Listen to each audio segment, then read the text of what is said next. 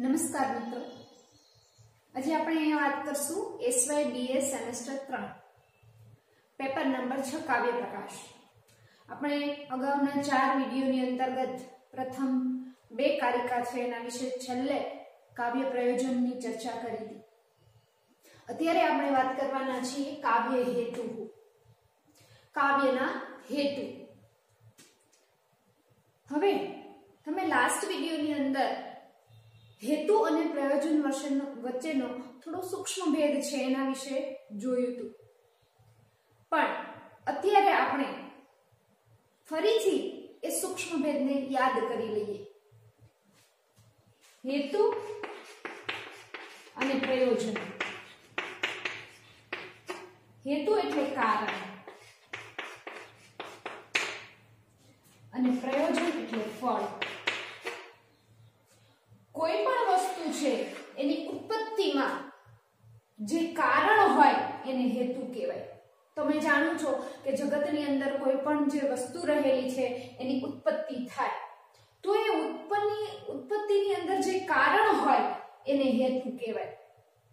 જ્યારે પ્રયોજન એ શું છે તો કે કોઈ પણ વસ્તુનું નિર્માણ કરવામાં આવે છે તો શા માટે કરવામાં આવે છે? એટલે જે તમે વસ્તુનું નિર્માણ કરો છો એમાંથી કંઈક ને કંઈક પ્રાપ્તિ થાય તો શા માટે કરવામાં આવો છો અને જે જવાબ મળે છે એ પ્રયોજન છે. આપણે ફરીથી થોડું વ્યવસ્થિત સમજીએ. પ્રયોજન એટલે શું? તો કે કોઈ પણ વસ્તુને અર્થાત જેને ઉદ્દેશીને કોઈ પણ વસ્તુનું નિર્માણ કરવામાં આવે, જેને ઉદ્દેશીને કોઈ પણ વસ્તુનું નિર્માણ કરવામાં આવે અર્થાત કોઈ પણ કાર્ય કરવામાં આવે તો એને શું કહેવાય? પ્રયોજન. જેમ કે પાણી ભરવા માટે ઘડો બનાવાય છે તો ઘડો બનાવાય છે, કાર્ય કરવામાં આવ્યું ઘડો બનાવવાનું. તો કોને ઉદ્દેશીને કાર્ય કરવામાં આવ્યું? તો કે પાણી ભરવા માટે. તો પાણી ભરવા માટે ઘડો બનાવાય છે તો એને પ્રયોજન કહેવાય. ઘડો બનાવાય છે કિમર્થમ. શા માટે ઘડો બનાવાય છે? તો કોઈ પણ જ્યારે વસ્તુનું નિર્માણ થતું હોય તો એની અંદર એ શા માટે થાય છે, એ વસ્તુનું નિર્માણ શું કામ થાય છે, કિમર્થમ, અને જે જવાબ મળે એ પ્રયોજન છે. બરાબર? પાણીનો જે ઘડો બનાવાય છે, ઘડો બનાવવાનું કાર્ય થયું પણ એ શું કામ બનાવ્યો? તો પાણી ભરવા માટે. તો પાણી ભરવા માટે બનાવ્યો એ એનું પ્રયોજન થયું. એ જ પ્રમાણે કાવ્ય લખાયું. શા માટે લખાયું? તો કાવ્યમ યશસે અર્થકૃતે વ્યવહાર વિદેશી વેતરક્ષતય. એ બધા કાવ્યના પ્રયોજન છે. આ કારણે આ ફળ છે એ કાવ્ય રચવાથી મળ્યું. તમે માટીનો ઘડો બનાવો છો તો એનું ફળ તમને શું પ્રાપ્ત થયું? તો કે પાણી ભરવા માટે. એ પાણી ભરવામાં મદદરૂપ થાય એ એનું ફળ. તો કાવ્ય પણ રચાય છે તો શું કામ રચાયું? તો કે કાવ્યમ યશસે અર્થકૃતે વ્યવહાર વિદેશી વેતરક્ષતય. બરાબર? તો જ્યારે કોઈ પણ જેને ઉદ્દેશીને કોઈ કાર્ય કરવામાં આવે તો એ શું છે? પ્રયોજન. જ્યારે હેતુ એટલે કોઈ પણ વસ્તુના નિર્માણમાં અથવા તો કોઈ પણ વસ્તુની ઉત્પત્તિમાં જે કારણભૂત બને અથવા તો જેનાથી વસ્તુની ઉત્પત્તિ થાય એને શું કહેવાય? કારણ. જેમ કે માટીના ઘડો બનવામાં કારણભૂત તત્વ કયું છે? કોનાથી માટીનો ઘડો બન્યો? તો કે માટી. તો માટી એ હેતુ થયું. જ્યારે પાણી ભરવું એ શું થયું? પ્રયોજન થયું. અને ઘડો બનાવવો એ વસ્તુનું નિર્માણ થયું. તો અહીંયા કાવ્ય શામાંથી બને? શાનામાંથી બને? શેમાંથી બને? બરાબર? અહીંયા શું હતું? કિમર્થમ, શા માટે. અને અહીંયા શું કામ, શા માટે નિર્માણ થાય છે. શેનાથી? કેન. શેનાથી વસ્તુની ઉત્પત્તિ થઈ? તો શેનાથી? તો કે માટીથી. તો માટી છે એને શું કહીશું? કારણ. તો અહીંયા કાવ્ય છે એ કાવ્ય શેનાથી રચાય છે? બરાબર? તો એ કાવ્યના હેતુઓ અહીંયા છે એ કાવ્ય પ્રકાશની અંદર મમ્મટ છે એ 3 દર્શાવે. આમ તમે જોવા જાઓ તો સામાન્ય મનુષ્ય અને કવિ વચ્ચે થોડી ભેદ રેખા હોય, કંઈક અલગ હોય. તો કવિને સામાન્ય વ્યક્તિથી એટલે કે અકવિથી અલગ તારવનાર કોણ છે? તો કે કાવ્ય હેતુઓ. કાવ્યની ઉત્પત્તિની અંદર મુખ્ય કેટલા તત્વો છે? તો કે 3. અહીંયા મમ્મટ છે એ કવિની અંદર આ 3 વસ્તુને અનિવાર્ય ગણાવે કે આ 3 વસ્તુથી છે એ કાવ્ય છે એની ઉત્પત્તિ થાય. અથવા બીજા શબ્દોમાં કહીએ તો આ કારિકા દ્વારા મમ્મટ દર્શાવે છે કે કવિની અંદર કાવ્ય રચવા માટે કેવી કેવી આવશ્યકતાઓની અનિવાર્યતા છે. તો પેલું જોઈએ શક્તિ, નિપુણતા અને અભ્યાસ. શક્તિ, નિપુણતા અને અભ્યાસ આ ત્રણેય છે એ તદ ઉદ્ભવે. તદ ઉદ્ભવ એટલે કોણ? તો કે કાવ્યના ઉદ્ભવમાં, કાવ્યની ઉત્પત્તિમાં હેતુ છે. જો એ હેતુ છે, હેતવહ નથી. હેતુ એકવચન છે, જ્યારે હેતવહ બહુવચન છે. આ યાદ રાખજો. અને એ હમણાં સમજાવું છું કે શા માટે અહીંયા 3 હોવા છતાં પણ મમ્મટ છે એ હેતવહ ન લખતા હેતુ લખે છે. શક્તિ, નિપુણતા અને અભ્યાસ તદ ઉદ્ભવે, તેના ઉત્પત્તિમાં, તેના ઉદ્ભવમાં હેતુ છે, કારણો છે. આ 3 છે એ કાવ્ય ઉત્પત્તિના કારણો છે. હેતુ એટલે કારણ. ક્યાં? શક્તિ, નિપુણતા અને અભ્યાસ. સૌથી પહેલા આપણે શક્તિ જોઈએ. શક્તિ એટલે શું? તો કોઈ પણ કવિ છે એ જ્યારે કાવ્યની રચના કરવા બેસે તો એની અંદર શક્તિ હોવી અનિવાર્ય છે. શક્તિ અર્થાત કવિત્વ બીજ રૂપ સંસ્કાર વિશેષ. એટલે કવિત્વ રૂપી, કવિત્વના રૂપથી સંસ્કારિત જે બીજ રૂપી સંસ્કાર વિશેષ છે, એક વિશિષ્ટ પ્રકારનો સંસ્કાર કવિની અંદર કયો? તો કે કવિત્વનો. કવિત્વ બીજ રૂપી જે સંસ્કાર છે એને જ મમ્મટ છે એ શું કહે છે? શક્તિ. એટલે કવિ છે એની અંદર કવિત્વ બીજ રૂપ છે એ વિશિષ્ટ પ્રકારનો એક સંસ્કાર હોવો જોઈએ. આપણે સામાન્ય માણસો છે કવિતા નથી લખી શકતા. શા માટે? તો કે આપણી અંદર બીજ નથી. શેનું નથી? તો કે કવિત્વનું. આપણી અંદર કવિનું તત્વ હોવું જોઈએ એ નથી. એટલે એક વિશિષ્ટ પ્રકારનો જે સંસ્કાર છે એ સંસ્કાર આપણી અંદર નથી, માટે આપણે કવિ નથી. એટલે દરેક વ્યક્તિ કવિ બની પણ નથી શકતા. એ શક્તિને જ અન્ય વિદ્વાનો પ્રતિભા કહે છે. તમે પ્રતિભાથી બધા પરિચિત હશો કે આ વ્યક્તિની અંદર આવી પ્રતિભા છે, આ વ્યક્તિની અંદર આ પ્રતિભા છે, આ વ્યક્તિની અંદર આ પ્રતિભા છે. તો પ્રતિભા છે એ કવિત્વની જે પ્રતિભા કોઈ પણ વ્યક્તિની અંદર ન હોય તો એ હેતુ, કારણ નથી. શેનું? તો કાવ્યની ઉત્પત્તિમાં. તો સૌથી પહેલું અગત્યની વાત શું છે કે કોઈ પણ કવિ હોય તો એની અંદર એક વિશિષ્ટ પ્રકારનો, એક વિશેષ પ્રકારનો સંસ્કાર હોવો જોઈએ. એ સંસ્કાર કયો છે? કવિત્વ બીજ રૂપ. કોઈ પણ વ્યક્તિની અંદર કવિત્વ બીજ રૂપ એક વિશિષ્ટ સંસ્કાર હોવા જોઈએ. એને શું કહેવાય? શક્તિ. અને અન્ય વિદ્વાનો એને શું કહે છે? પ્રતિભા. જો પ્રતિભા ન હોય તો કાવ્યમાં સ્ફૂર્તું નથી. યામ વિના કાવ્યમ ન પ્રસરેત. એના વગર છે એ કાવ્યની ઉત્પત્તિ શક્ય નથી. કોના વગર? તો કે પ્રતિભા વગર. પ્રશતુમ વા ઉપહસનીયમ સ્યાત. અને કદાચ પ્રતિભા વગર છે પ્રસુતમ એટલે એની ઉત્પત્તિ થઈ પણ જાય કાવ્યની તો પણ ઉપહસનીયમ સ્યાત, એ ઉપહાસને પાત્ર બને છે.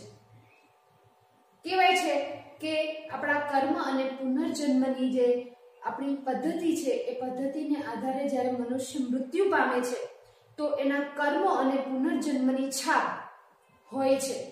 એ શરીર પોતાનું ખોળિયું બદલી દે છે પણ એ બીજા જન્મની અંદર એની અંદર પૂર્વ જન્મ અને કર્મના જે સંસ્કાર છે એ પડેલા હોય અને એને સમય લેતા છે એ સંસ્કારો ફૂલે છે, ફાલે છે અને એમાંથી જ કાવ્યની શું થાય છે? ઉત્પત્તિ થાય છે. તો એ યામ વિના કાવ્યમ ન પ્રસરેત, તો એ સંસ્કાર જો તમારી અંદર ન હોય, એ જો સંસ્કારો છે એ ફૂલે નહીં ફાલે નહીં, તો એ કાવ્ય થતું નથી. એને યોગ્ય વાતાવરણ, એ સંસ્કારોને યોગ્ય વાતાવરણ મળતા જ એ કાવ્ય છે એની ઉત્પત્તિ થાય. અને જો એ ન મળે તો એ કાવ્ય પ્રસરતું નથી, અને કદાચ પ્રસરી પણ જાય અર્થાત એની ઉત્પત્તિ થઈ જાય તો એ ઉપહાસનીય બને છે, એ પ્રસિદ્ધિને યશને પ્રાપ્ત થતું નથી. એટલે કોઈ પણ કવિ હોય તો કવિની અંદર એક પ્રતિભા, લખવા માટેની જે એક શક્તિ હોય, કવિત્વના બીજરૂપ એક શક્તિ હોય, એ શક્તિ અનિવાર્ય છે. અહીંયા બીજું એને નિપુણતા અને અભ્યાસ, એટલે કવિ બનવા માટે નિપુણતા અને અભ્યાસ તો જરૂરી છે, પણ સૌથી પહેલી આવશ્યકતા છે પ્રતિભા. શું કામ? તો કે જળ, ખાતર વગેરે છે એનાથી માત્ર ખેતી થઈ શકે નહીં. શું જોઈએ? તો એની અંદર બીજ જોઈએ. બીજ વગર છે એ ખેતી ન થાય. એ જ રીતે જળ, ખાતર સમાન નિપુણતા અને અભ્યાસ તો હોય. તમારી અંદર નિપુણતા પણ છે, અભ્યાસ પણ છે તમારી અંદર, પણ જો પ્રતિભા ન હોય, એટલે બીજ ન હોય, જે કવિત્વ રૂપી જે બીજ જોઈએ એ બીજ ન હોય તો કાવ્ય સ્ફૂરતું નથી. એટલે કાવ્ય છે એના નિર્માણની, ઉત્પત્તિની અંદર અભ્યાસ શક્તિ છે, કવિની અંદર જે શક્તિ રૂપી કવિત્વ બીજ છે એ અનિવાર્ય છે. નિપુણતા કેવી રીતે પ્રાપ્ત થાય? લોકશાસ્ત્ર કાવ્ય, અહીંયા ત્રણ વાત કરે છે. લોકશાસ્ત્ર કાવ્ય અન્વેક્ષણાત, બરાબર? લોકશાસ્ત્ર કાવ્ય આદ્યક્વેક્ષણાત. આ ત્રણ, લોકનું, શાસ્ત્રનું અને કાવ્યનું સૂક્ષ્મ વિવેચન અને નિરીક્ષણ કરવાથી તમને શું પ્રાપ્ત થાય છે? કવિને નિપુણતા. સૌથી પહેલા લોક, એટલે કોઈ પણ કવિ છે એ જ્યારે સાહિત્યની રચના કરે તો એને જીવન દર્શન, જગતનું દર્શન છે એ અનિવાર્ય છે. કેમ કે કોઈ પણ સાહિત્યની અંદર જીવન દર્શન છે, સમાજ દર્શન છે એનું નિરૂપણ હોય. એટલે કવિએ અન્વેક્ષણાત, કોઈ પણ લોકનું, જગતનું છે એ સૂક્ષ્મ નિરૂપણ કરવું પડે, નિરીક્ષણ કરવું પડે, તો છે એ નિપુણતા પ્રાપ્ત થાય. પછી શું કહે છે? શાસ્ત્ર. તો શાસ્ત્રની અંદર કોનો સમાવેશ થાય? લોક એટલે જગત, સંસાર, સંસારનું જ્ઞાન પણ, સંસારનું જો તમે નિરીક્ષણ કરો તો જ છે કવિની અંદર નિપુણતા પ્રાપ્ત થાય. શાસ્ત્રની અંદર કોનો સમાવેશ થાય? તો કે છંદ છે, વ્યાકરણ છે, અન્ય જે તલવાર છે, ખડક છે, 64 જે કલાઓ છે એ કલાઓ, એ વગેરેના જે લક્ષણ ગ્રંથો છે, અમરકોશ છે, બરાબર? તો એ વગેરે જે એ બધાના લક્ષણ ગ્રંથો છે એને શાસ્ત્ર કહેવાય. તો જ્યારે કાવ્યની રચના થાય, તમે જાણો છો કે કાવ્યના મૂળ બે પ્રકાર છે, દૃશ્ય અને શ્રાવ્ય. તો એમાંનો એક પ્રકાર પદ્ય. તો પદ્યની રચના કરવી હોય તો છંદના જ્ઞાન વગર છે એ પદ્યનું નિર્માણ નથી થતું. હા, ગદ્યનું નિર્માણ છંદના જ્ઞાન વગર શક્ય છે, પણ પદ્યનું શક્ય નથી. વ્યાકરણની વાત, વ્યાકરણ છે એનું પણ નિરીક્ષણ જરૂરી છે. શું કામ? તો કે સકલ શકલ, આ બંને છે એના અર્થ અલગ અલગ છે. એકનો અર્થ થાય સંપૂર્ણ, એકનો અર્થ થાય ટુકડો. તો વ્યાકરણ છે એ સામાન્ય મનુષ્ય માટે પણ જો જરૂરી હોય તો કવિ માટે વ્યાકરણનું જ્ઞાન શા માટે જરૂરી ન હોય? એના માટે તો અનિવાર્ય બની જાય. અભિધાન વગેરે કોશ એને પણ શાસ્ત્ર ગણવામાં આવે. તો જે બૃહદ કોશ, અમર કોશ, જેને તમે ડિક્શનરી કહો છો, એનું જ્ઞાન પણ જરૂરી છે. એના જ્ઞાન વગર છે એ કાવ્ય છે એ લખી શકાતું નથી. 64 કલાઓ, એની અંદર નૃત્ય, ગીત, વાદન વગેરે કલાઓ છે, એનું જ્ઞાન પણ જરૂરી છે. એનું નિરીક્ષણ પણ કવિ માટે જરૂરી છે. શા માટે? તો કે જ્યારે કોઈ કવિ છે એ નૃત્ય વિશે વાત કરી રહ્યા હોય તો ભૈરવી નૃત્ય કર્યું એમ લખી નાખે તો એનાથી મોટું કવિનું અજ્ઞાન એક પણ ન હોય, કેમ કે ભૈરવી નામનો તો રાગ છે, કોઈ નૃત્ય નથી. તો એ ભૈરવી નામનો રાગ છે, કોઈ નૃત્ય નથી. ચતુર્વર્ગ ધર્મ અર્થ કામ અને મોક્ષ, આને લગતા પણ શાસ્ત્રો છે, એની પણ કવિએ છે એનું પણ નિરીક્ષણ કરવું જોઈએ, કેમ કે આ બધાનો લોકશાસ્ત્ર અને કાવ્ય એ બધાનો યથાસ્થાન યોગ્ય સમયે કવિએ યોગ્ય રીતે સાહિત્યની અંદર નિરૂપણ કરવાનું હોય. તો વિભિન્ન જે શાસ્ત્રના લક્ષણ ગ્રંથો છે એનું પણ સૂક્ષ્મ નિરૂપણ વિવેચન છે, એનાથી કવિને નિપુણતા પ્રાપ્ત થતી હોય છે. કાવ્યનું પણ નિરીક્ષણ કરો તો નિપુણતા પ્રાપ્ત થાય. કવિ વાલ્મીકી, મહર્ષિ વાલ્મીકી, વેદવ્યાસજી, ભૌભૂતિ, કાલિદાસ વગેરે જે પૂર્વસૂરીઓ થઈ ગયા, પૂર્વાચાર્યો થઈ ગયા, એમના કાવ્યનું અનુશીલન, એમના કાવ્યનું નિરીક્ષણ પણ કવિની અંદર નિપુણતા ઉત્પન્ન કરે છે. જો એ કાવ્યનું નિરીક્ષણ કરવામાં ન આવે તો જે ઉગતા સૂર્ય સમાન જે નવો નવો કવિ હોય એ કવિને નિપુણતા પ્રાપ્ત થતી નથી, અને નિપુણતા વગર છે એ કાવ્યની ઉત્પત્તિ શક્ય નથી. એટલે લોક, શાસ્ત્ર, કાવ્ય. લોક એટલે જગત, જીવન દર્શન. શાસ્ત્ર એટલે છંદ, વ્યાકરણ વગેરે જે ચતુર્વર્ગ કલાઓ વગેરેના જે લક્ષણ ગ્રંથો છે એ શાસ્ત્ર. અને કાવ્ય એટલે પૂર્વ થઈ ગયેલા આચાર્યો અથવા કવિઓ, કાલિદાસ, ભૌભૂતિ, બાણ, ભટ્ટ વગેરે કવિઓ છે, એ કવિઓએ રચેલી જે કૃતિઓ છે એનું નિરીક્ષણથી, એનું અન્વેષણાર્થ એટલે એને નિરીક્ષણથી ઉત્પન્ન થાય છે નિપુણતા. તો એ શક્તિ, નિપુણતા અને ત્રીજી વાત કરે છે અભ્યાસ. એટલે એ વાત કરી હતી લોકશાસ્ત્ર કાવ્ય આદ્યપેક્ષણાત. આદ્ય એટલે આદિ કીધું છે, એટલે ઇતિહાસ વગેરેની પણ ચર્ચા છે એ તમારે સમજી લેવાનું કે કવિએ છે ઇતિહાસ વગેરે છે એનું પણ નિરીક્ષણ કરવું જોઈએ.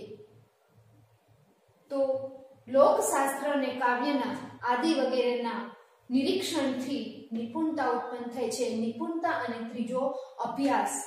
અભ્યાસ કાવ્યજ્ઞ શિક્ષયા અભ્યાસ. કાવ્યજ્ઞ અભ્યાસ કોને કહેવાય? તો એને સમજાવતા મમ્મટ કહે છે કાવ્યમ કર્તુમ વિચારિતુમ ચ યે જાનંતિ. અર્થાત કાવ્યમ કર્તુમ, કાવ્ય રચવાનું જે જાણે છે, વિચાર્યુતુમ અને જે વિવેચન કરવાનું, કાવ્ય વિચારવાનું એટલે સર્જક, અને વિચાર્યુતુમ એટલે કાવ્યનું વિવેચન કરનાર. કાવ્ય શાસ્ત્રીઓ છે એ વિવેચકો છે.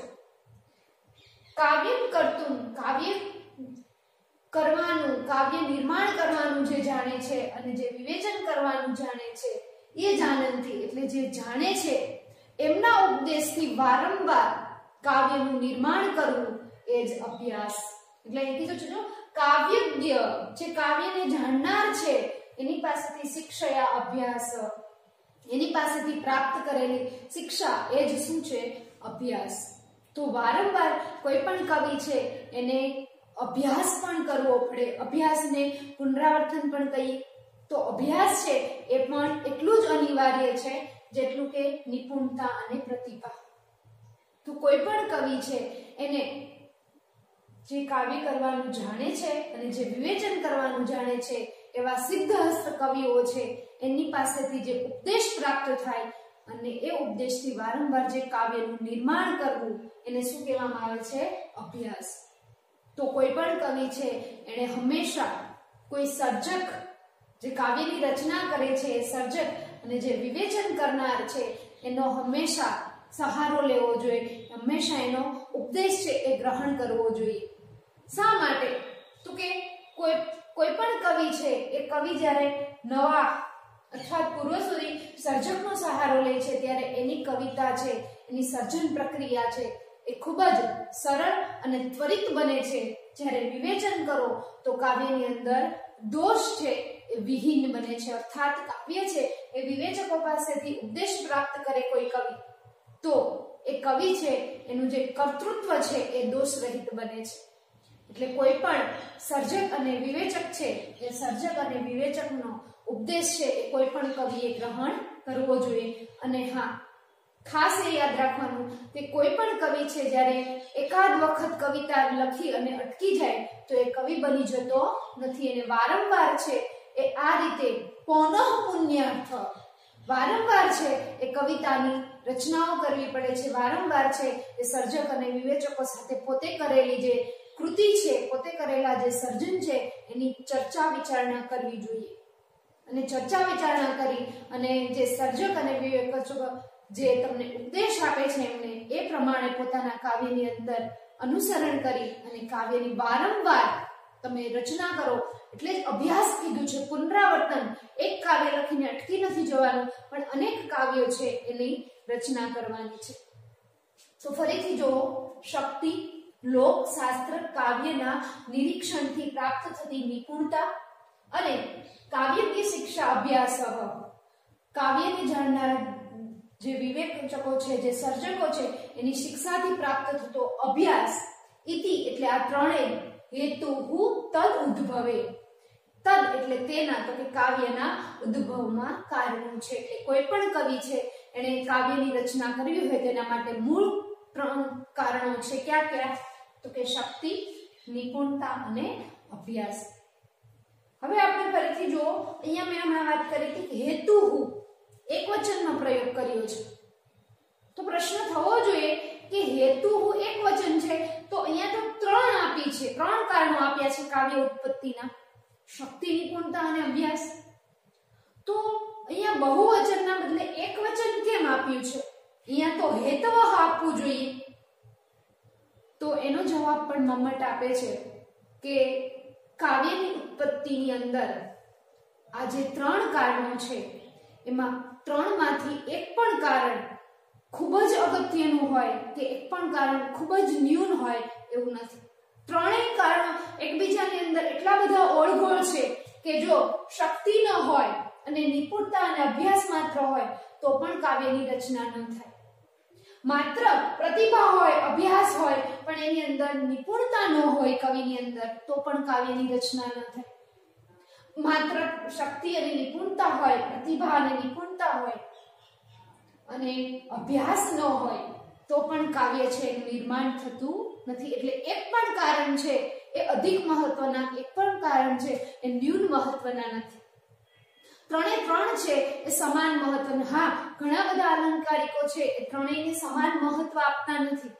ઘણા બધા ટીકાકારો છે એ એવું પણ કહે છે કે અહીંયા મમ્મટ છે એને શક્તિનો પ્રયોગ પ્રથમ કર્યો છે તો આ મુખ્ય પ્રધાન છે, મમ્મટને એવું અભિપ્રેત છે, પણ એવું નથી।